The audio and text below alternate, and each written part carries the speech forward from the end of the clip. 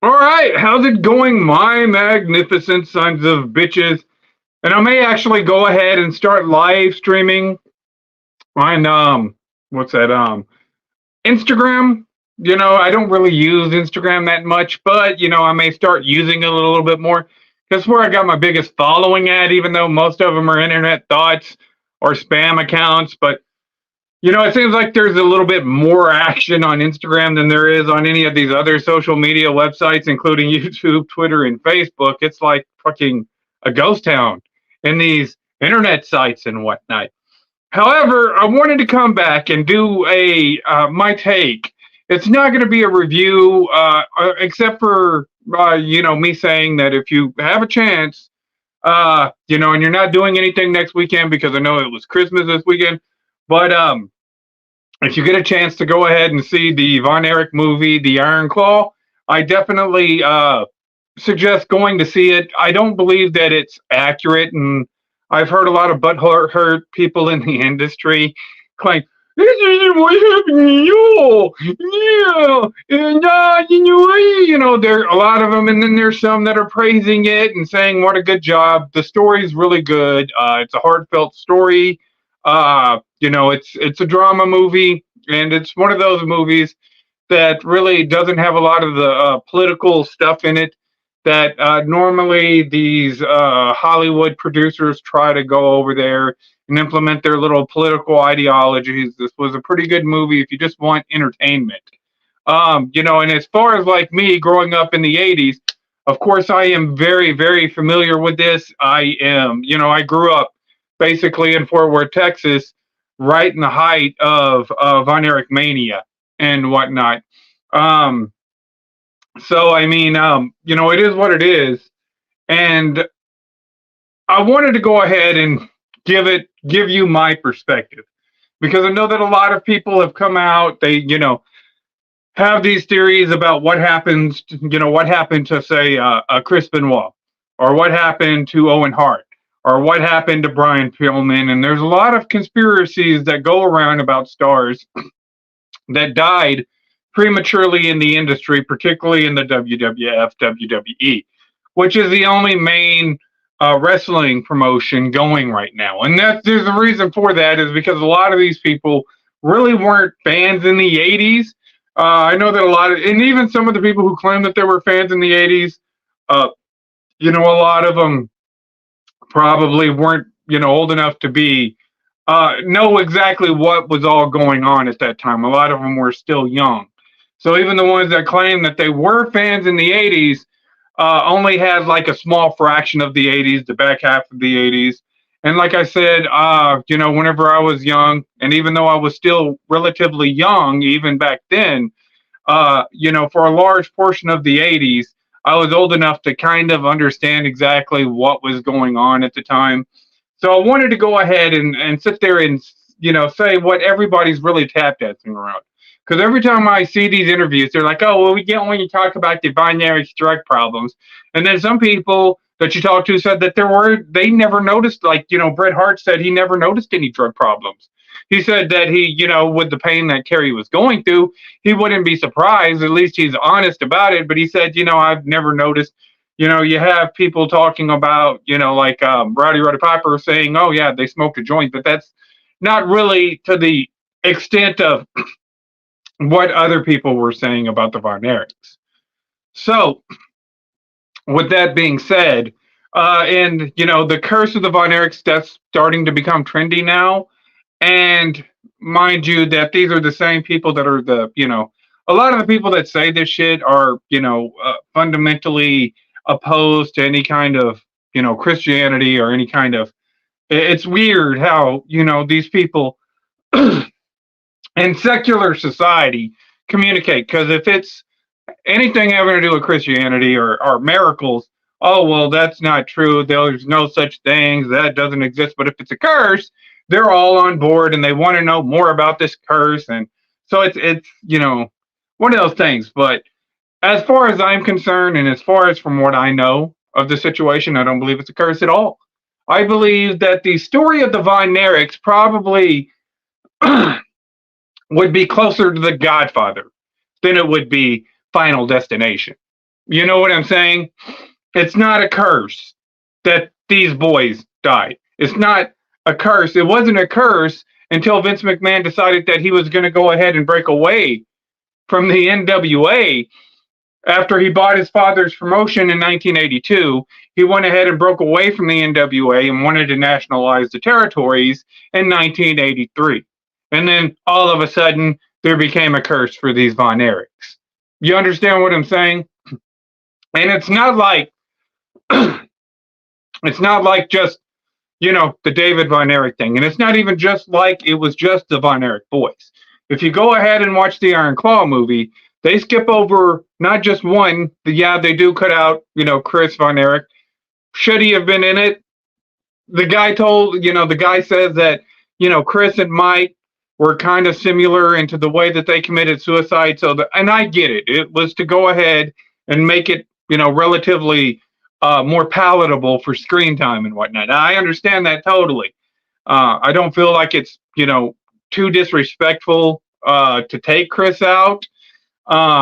It would have been nice to go ahead and see somebody get cast in that role and get an opportunity to portray Chris Von Erich. I think it would have added a little bit more of that drama effect, but you would have had to expand it a little bit.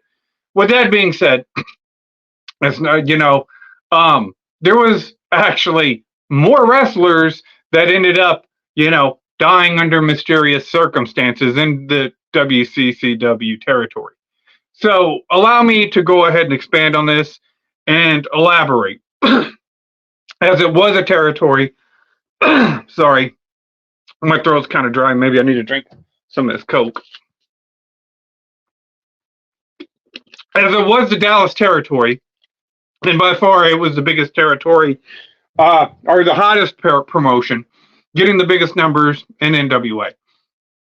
By all means, Vince McMahon's WWF was probably a very distant second, if they were even second. I would probably say that, the the WWF at the time was probably not even on the level of a competition of, like, say, an AWA and the Smoky Mountain regions and whatnot in Tennessee. I actually believe that the WWF and the New York territories were probably far behind those as far as territories. They were probably one of the least trafficked, especially back in the 80s. Now, back in the 90s, more wrestling, more underground. You get the juggalos and stuff like that happened coming out of Chicago. A lot of these people going into New York, and then they had like a grunge kind of punk persona. The New York territories grew. But by far, the biggest territories were probably the Georgia territory, which is basically what essentially Ted Turner ended up buying into, and the Texas market. Those were predominantly where a lot of the wrestlers would come in. They had because you want to go wrestle into markets where you're going to get seen. And Dallas, like I said, before anybody else, and it was just by dumb luck. If you go ahead and watch the documentary, Heroes of World Class, it totally explains exactly how this market for wrestling, which is kind of like metastasized to everybody in the IWC and everybody in the YWC and everybody that follows A&W wrestling and everybody that follows the WWE. This is where it began. It began with Fritz's territory. It began in WCCW.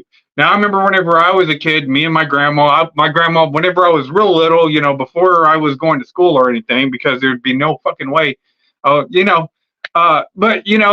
on Saturday nights, I would stay up late with my grandma watching TV. She would watch the news, but after the news was professional wrestling, which was WCCW.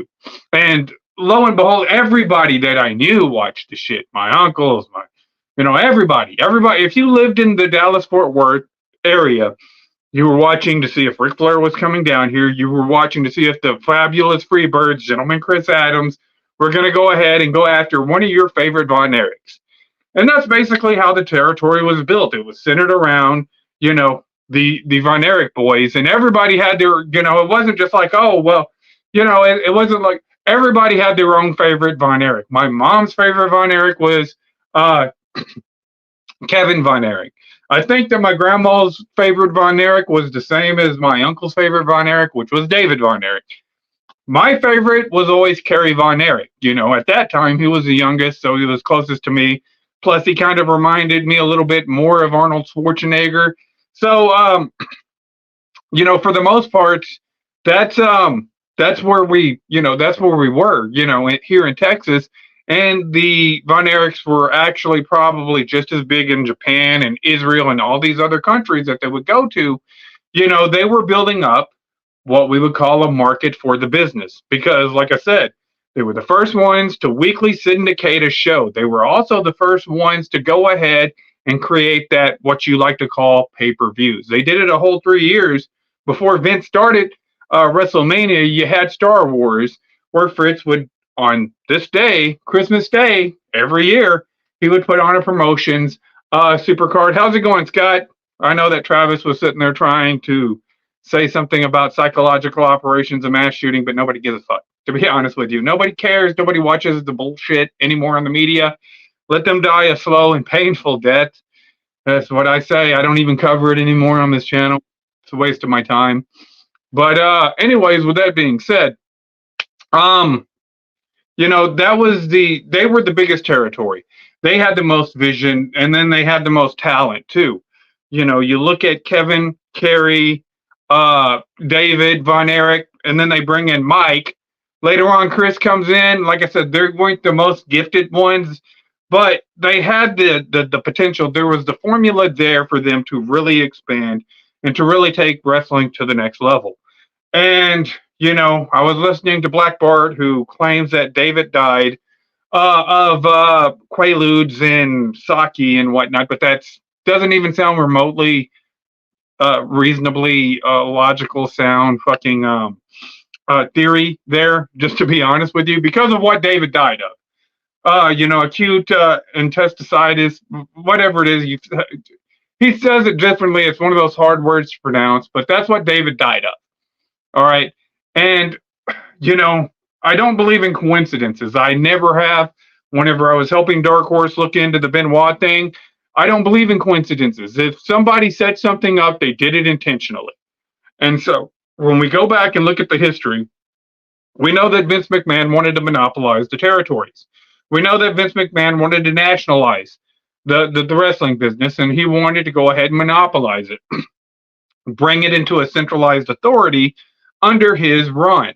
And now we're seeing exactly the results of that. We're now wrestling after after WCW has collapsed, how the wrestling business as a whole is starting to collapse, and how they're trying to panic frantically, creating these ridiculous rushed, ridiculous e-fed versions of wrestling companies to go ahead and pretend to compete with WWE. When you have the answer right there the whole time, the NWA, which is owned by Billy Corrigan, which if you threw any kind of amount of money in, you could reinstitute them, since they're having the deal for the HBO Max and getting on the CW network, to go ahead and potentially rebuild wrestling, just like Fritz and the territories did back in the days. That being said, this wasn't going to be the case. And, this is what happens whenever you nationalize something like this to this degree, especially whenever you're talking about professional wrestling. This was ultimately the original death knell for the business. So, whenever you look at what David died of, he died of ruptured intestines. And, that could be caused by arsenic, yellow phosphorus, any kind of there's multiple poisons that you could go ahead and would probably be untraceable, that you could probably drop on somebody to cause exactly what David died of. And to me, it's kind of a coincidence that Vince McMahon decides that he's going to go ahead and nationalize. He goes ahead, first off, to go ahead and give you a little history of the WWF. Vince McMahon decides he's going to buy the WWF from his father, Capital Sports at the time. He's going to buy his father's company. And so his father put up this deal where, every month he would go over, Vince McMahon would have a payment, and if he missed one payment, complete ownership went back to his father. So he was going to have to pay it off, something like $1 million, whatever it was. to buy Capital Sports. Well, Vince McMahon decided that he wasn't going to go ahead and abide by this contract. He thought it was too hard. So Vince bought in. He bought it. He took loans. He offered a lifetime jobs. He took loans from other promoters in the territory, and it was kind of like Bugsy Siegel with the Flamingo in Las Vegas, creating Las Vegas. His vision for Las Vegas. Bugsy Siegel was selling off shares of the Flamingo to all his Hollywood entertainment buddies and whatnot. So what you have now are people working in these industries that have an invested interest to make sure that WWF goes from just being some Randy, how's it going, Dark Horse, Merry Christmas. So now you have Vince McMahon and these promoters in these territories that are incentivized for WWE to succeed because they've given Vince McMahon some money. They have an invested reason to make sure that WWF goes ahead and succeeds in taking over these territories. And so in 1983, he decides he's going to withdraw from the NWA. He's going to run his promotion. This is why you get your WrestleManias in 1985, I think it was at WrestleMania 1. And like I said, he had already seen Fritz go ahead and implement a weekly TV show. So Fritz already did the hard work. WCCW had already bought in the production companies, the camera angles, how it would work to get the audience. They laid the groundwork to go ahead and give Vince McMahon an idea that you can go ahead and televise, wrestling on a weekly basis. You can go ahead and create these pay-per-views like Star Wars, these super cards, and people will go up and show, because whenever you go back and you look at those, events in the Sportatorium, when you go back and look at the WCCW, just go back and look at the matches and look at how many people were there. They were making money hand over fist. They had struck pure gold by going ahead and getting that broadcast spot. And Vince saw this back in the 80s, and he said, well, you know what? I want to go ahead and nationalize the business. My father is going to go ahead. He's not going to allow me to go ahead and purchase, because Vince McMahon Sr. didn't want to go ahead. His father didn't want to nationalize the business. These guys like Fritz, Jerry Jarrett, Vince McMahon Sr., they had like respect for each other. They respected each other's, product, and, respected their territories and whatnot. With that being said, Vince McMahon Jr. wasn't like that. He wanted to go ahead and centralize the whole damn product. And so, whenever you go ahead and have these promoters and these bookers and these managers and these people investing, giving you loans to go ahead and pay off your father, because your father didn't want you to have the company anyways, but he goes ahead and takes all these loans. Well, now there's an incentive. And isn't it kind of ironic? And like I said, I don't believe in coincidences. If it's a coincidence, if you have to sit there and put too much thought, oh, well, you know what? He probably overdosed, and that's probably right. He probably overdosed in a hotel room in Japan. Whenever you have poisons that could go ahead and cause that acute intesticitis, if you have poisons, then that's probably should have been looked at. That should have been investigated. There should have been more look in these deaths, especially the way that they died. So right after Vince McMahon pulls out of the NWA, he decides to nationalize it. David Von Erich, probably the biggest star. If you go back, listen to Black Bart. Black Bart says that if David Von Erich lives, the territory or professional wrestling probably runs through Dallas. If it was going to be nationalized by anybody, because they had the better booking, they had the better storytelling, they had the most believable talent, they had the deepest roster. You could sit there and say what you want to say about the WWF and Hulk Hogan, but by all means, as far as talent-wise, everybody went through the Dallas territory, including Ric Flair, Jerry Lawler, and even Dark Horse's favorite person, Kevin Sullivan. You had to go through that Dallas territory if you wanted to go ahead and make it and become that top face and whatnot, because that's a territory. As a champion, you would have to go visit a lot. As a champion, you would have to go visit, because that was, at that point in time, had become the biggest market for professional wrestling, was the Dallas territory. followed only by the Georgia territory. They were pretty close. The Georgia territory, that's why whenever the Freebirds came over to feud with the Von Erichs, it was bigger than the NWO. You know what I'm saying? That was the biggest thing going on. That was the hottest thing.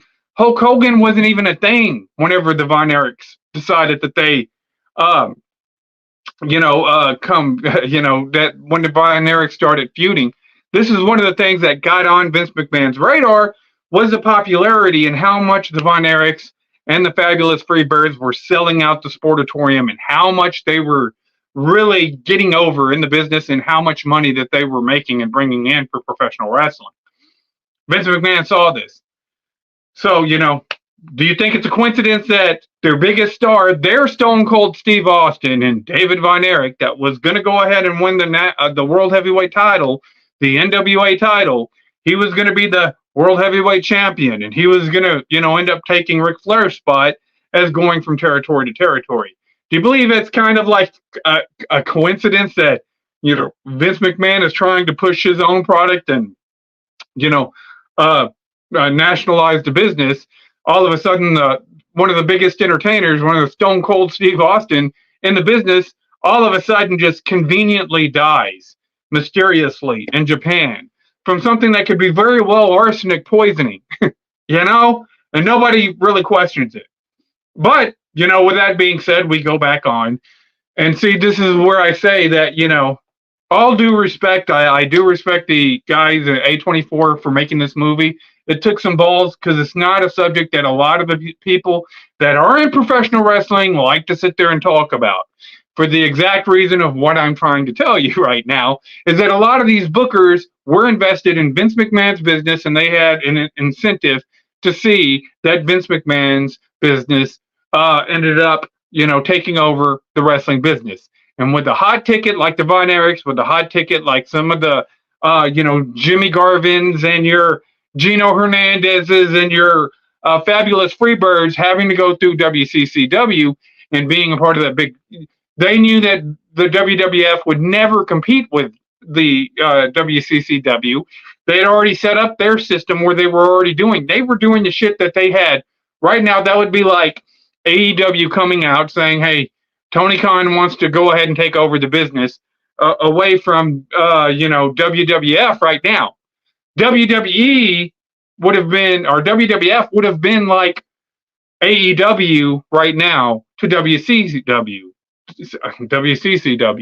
That's what they would have been like, coming in, breaking off from the NWA, and going and competing directly with those wrestling companies. A lot of their stars were coming there. They would have to pay them a lot more, overpay them like Tony Khan did, and, basically get interest from the territories. These guys were prefabricated. That's the only difference for WWF back then, that these guys already had a following and already had a fan base that followed them over to the WWF, whereas AEW, where you're going to get a lot of these guys, have kind of been off of the radar for a while. When you bring them over there, they're not going to get the same kind of looks as they would get in the WWF right now. So, all of a sudden, your Stone Cold dies. WCCW. Okay. Well, you got this kid named Gino Hernandez. And I can tell you right now, everything that The Rock does was taken from Gino Hernandez. His old damn gimmick is pretty much nothing but Gino Hernandez. Do you think the Indies are the new territories? I don't see it yet. It's going to take a while. You need to bring in the bookers, the people who can go ahead and write stories, create characters. It takes a little bit more than just creating a A&W indie market and shit and then expecting it just to run fine. Like, it was the booker's job to get over their specific, the managers would come in. It was their job to go ahead, do what they could, work with these people, see what they could get out of them, develop a character, see what fits for them and whatnot. And that was their whole job, to go ahead and get that guy over. And when you're talking about when you're talking about the independents and stuff, the indie circuit, that's just like, oh, well, if you don't have it, then they're just going to get rid of you. Then maybe you can go to another indie market, but then you got to start back all over.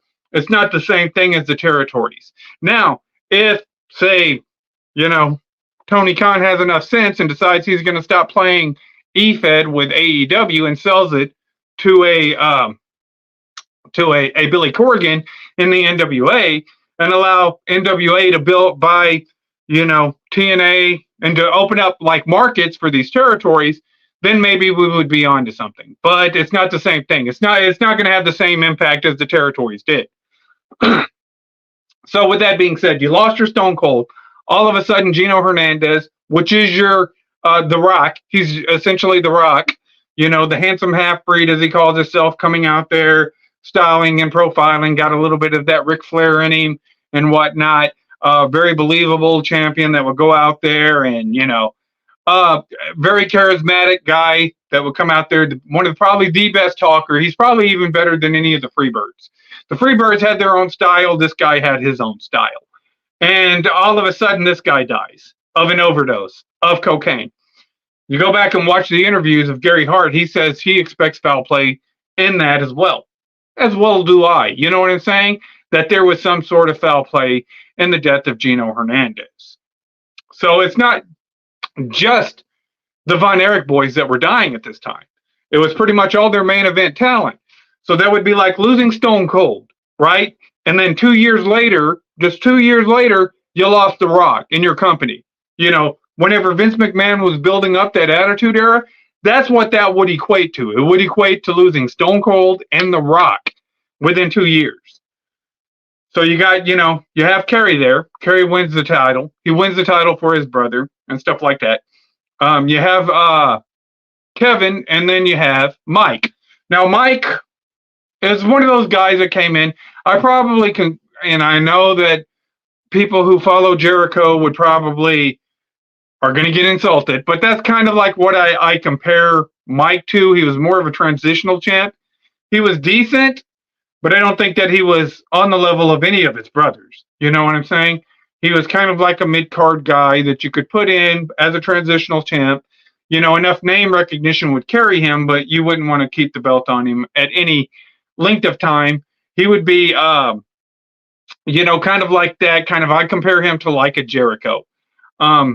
Kerry, by all means, was probably the biggest star that they have. He was Hulk Hogan. He was Hulk Hogan for WCCW. He was probably Hulk Hogan before Hulk Hogan.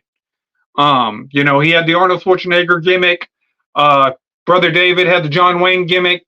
Kevin, he was Luke Skywalker. So they all had their own little gimmicks. And for the 80s, those were pretty fucking popular gimmicks to have. I think AEW could have made Wardlow a star, but they really dropped the ball. It's because none of them know what they're doing. Deadly Renegade Society. Merry Christmas to Prodigal Hill. I wish you a ton of happiness and all the best in 2024. Thank you, Deadly Renegade Society. But with that being said, Kerry, Kevin was there. Definitely like a Shawn Michaels was definitely probably closer to what you would call a Jimmy Fly a Superfly Jimmy Snuka, which was his idol, his icon. That's kind of like who he imitated. And, you had Kevin there. So you still had a lot going on, even with the death of your Stone Cold and your, The Rock. All of a sudden, Mike gets injured in Tel Aviv, goes to the hospital in Tel Aviv, and all of a sudden he gets toxic shock syndrome where he ends up running 107-degree fever while he's in the hospital. You see how a lot of this stuff happens, and it's, at first it was all medical. Then the suicide started to kick in, and, but, all of a sudden he's, gets an infection of some sort while he's in Israel. All of a sudden they bring him back to the United States. He ends up pulling through, but he's never the same again. Ends up overdosing later on, and they find him in a sleeping bag. And like I said, everything, he wrote a suicide letter. And I'm not sitting there saying that it's out of the realm of possibility that all these he could have committed suicide. I'm just saying that whenever you have two of your biggest stars in the biggest promotion, whenever they are the, basically the aviators of the whole damn business, nationalizing, syndicating, and Vince McMahon is already planning to steal the whole business and to nationalize it, at the same time that these people start coming up dead, Well, like I said, you've got to start using Occam's razor. Could he have committed suicide? It's a possibility. Was it a probability? I don't believe so. I believe that it could absolutely have been a hit. I believe somebody could have gotten to him. I believe somebody could have made him overdose, much like they could have gotten to Gino Hernandez. Gino Hernandez says, you know what, I got a good spot. I am the champion in this territory. They treat me really good. I know Fritz. I know the boys. I work well with them. I'm not going to come and join you, Vince. Um, and that could have happened. Oh, well, you know what? If you're not going to join us, well, then you're just going to have to, go toes towards Jesus, Gino. So all of a sudden, now you have like your Chris Jericho type of figure that's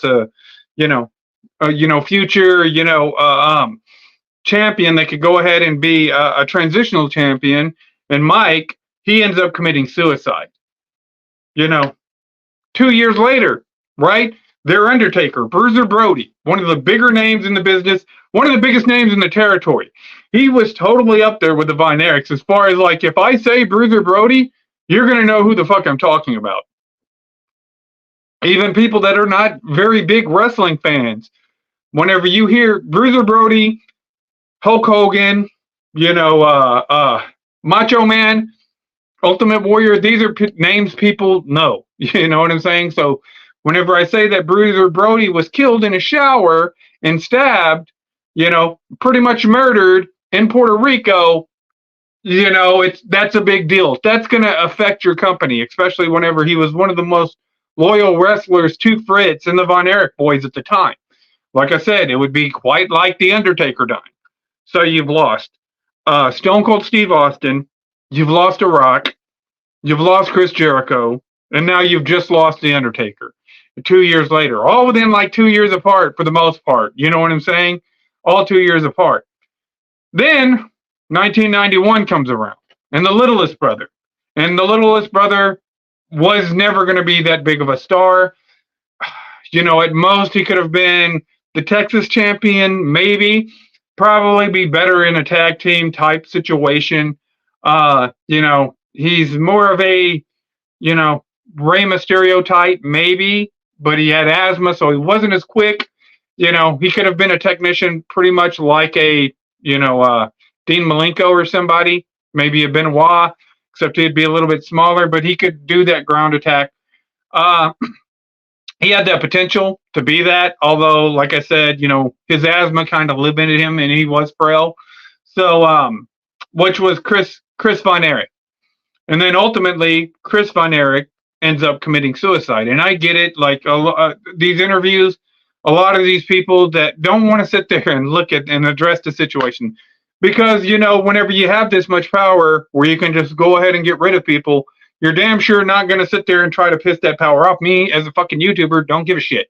I don't give a fuck what they fucking think of me in Stamford, Connecticut, or what Vince, or fucking Stephanie, or fucking Hunter, Triple H, Paul. I don't give a fuck what they think about me. I'm just going to come out there and see what I'm saying. Is shit that pisses me off because that was my favorite product. That's what I grew up watching. That's what a lot of motherfuckers here in the fucking state of Texas watched. Do you know what I'm saying? So I don't believe that it was a fucking curse. Because 2 years later after that, then Kerry, who's trying to rebuild the Von Erich name, going to WWE, wrestling with wrestling with James Hellwig, becoming the Texas Tornado, trying to go over there and save the family name. All of a sudden, he commits suicide. And I don't believe in coincidences. They have this story that they like to sit there and tell, but it's the same thing with the Benoit shit. I don't believe that the Benoit shit. I don't believe any of the fucking story that they tell us on screen about the Benoits. I believe that they know a hell of a lot more than they'll ever let you know. And it's the same thing with the Von Erichs. People coming out here saying, oh, it was so sad and it was so tragic. It was a great movie. It was a great movie. But you go back and look at the people that are talking about the shit in the wrestling. Yeah, but it's not really true and it's not actual. Because you motherfuckers know that it's fucking, the shit was shady that happened with the Von Erichs in WCCW. The shit was shady. It was shady.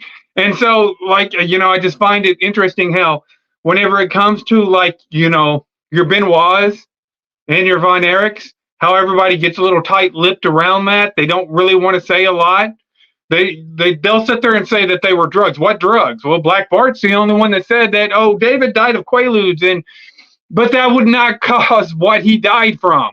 The overdosing on Quaaludes and fucking sake would not cause what David died from. You understand what I'm saying? So, they're really kind of tight-lipped on how they really talk about the Von Erichs. A lot of them don't like to sit there and get involved in that stuff. And I think that a reason is because there was a lot of these bookers, a lot of these promoters, people like Michael P.S. Hayes, that was in WWF at the time, people like Kevin Sullivan, probably threw a lot of money into Vince McMahon's business whenever he was trying to go ahead and assume control of all the territories, and they know a hell of a lot more shit than they're fucking going to go out and say in any kind of real fucking interview. They'll talk around the point, but this is the internet. This isn't the old days where, you're on Inside Edition and you can go, the Von Erichs did a lot of drugs, they snorted a lot of cocaine, and they drank beer, and that's why they died. No. People are going to hold you to a much higher standard here on the internet. So, of course, is this not like, abnormal for somebody like me to come out, do a YouTube video, which this will be up on YouTube. But like I said, I'm probably going to stop live streaming on YouTube because, get too many strikes on here. Just make it a strike. But I'm just sitting there saying is that, I find it convenient that your biggest stars in your company that originated pretty much everything that everything that you watch right now, your WWE weekly broadcast with the fucking SmackDown, they've expanded it too much. There's too much fucking wrestling on TV right now. And that ends up being the problem for all of you people who depend on wrestling to stay in business. There's too much of the shows run by these networks and whatnot. It was a hell of a lot better whenever it was run in the territories. You would, develop a fan base. People would go and watch it every week, and they would go to the local gymnasiums, and they felt like family. This is why they were so successful in their little territories. So now it feels like synthetic, and nobody really can connect with these guys. At one point in time, they were developing characters. They still had those people that really still understood their markets and whatnot to go ahead and connect with but now the businesses with like your fucking Tony Khans, it feels a little bit empty. I know that WWE is doing some really good shit. WWE is trying to connect with their market with with your Roman Reigns, bringing back CM Punk, bringing back Randy Orton, their LA Knight, and bringing in Bobby Lashley. They have a really deep roster. There's a lot of potential there for them to do something. But like I said, the most success that I've seen in the wrestling business was probably whenever Billy Corgan was running the same regular TV and Ruled Purge in 1971. Yeah, like I said, it would come on after the news. It didn't have like fucking a selected hour. It wasn't just centered around. It just so happened to be a time slot that they needed something to fill in. And guess what? They used professional wrestling to fill it in. And that's how professional wrestling started to take off. And it started here in Dallas. Like I said, me and my grandma used to watch it all the time. We had our favorite, like I said, my favorite one was Kerry, and my favorite heel was the Missing Link. That was my favorite heel, was the Missing Link. So I meant, everybody had their own little favorites and stuff. A lot of people hated, a lot of people's favorite heel would have been Gentleman Chris Adams. He's the guy that trained Stone Cold. A lot of people hated Gino Hernandez. I actually liked the biggest heel fucking, I actually liked the Missing Link because he made me laugh. It is what it is. But, and so that's what I think happened. I think that Fritz was in the way. I think WCCW was the biggest territory that was in the way.